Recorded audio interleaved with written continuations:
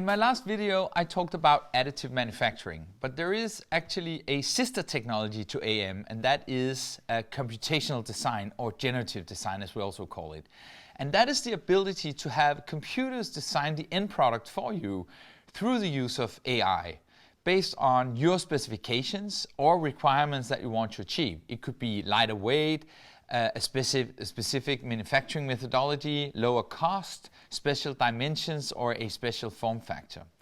And at the same speed as we humans can generate one idea, the computer will be able to test thousands of scenarios and actually bring forward a set of possibilities that comes very close to what you asked for, together with the necessary data to prove it.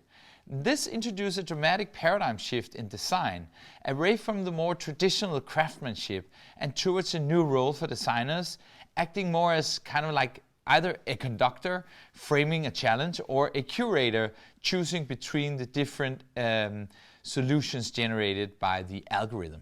And the reason this is becoming relevant now is because the solutions that are compiled by the algorithm would be almost impossible to produce if it wasn't for the development within 3D printing, because the end products, they look very little like something a human would design and comes much closer to the design we find in nature, like in a silkworm cocoon, for example, or in bone structures.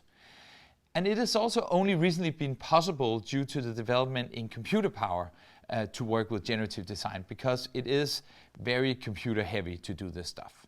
We see companies like Airbus now using generative design to create stronger and lighter airplanes.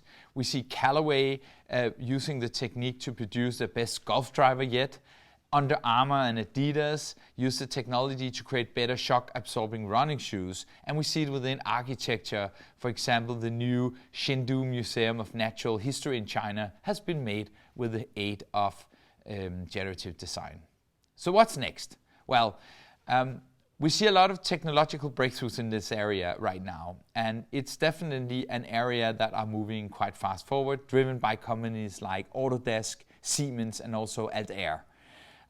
There will always be a need to optimize your products, and this technology and this methodology allows you to make lightweight products. It makes you stronger products, and also products with fewer parts, and actually also just to do general performance improvements. And that is why I think this is really, really relevant.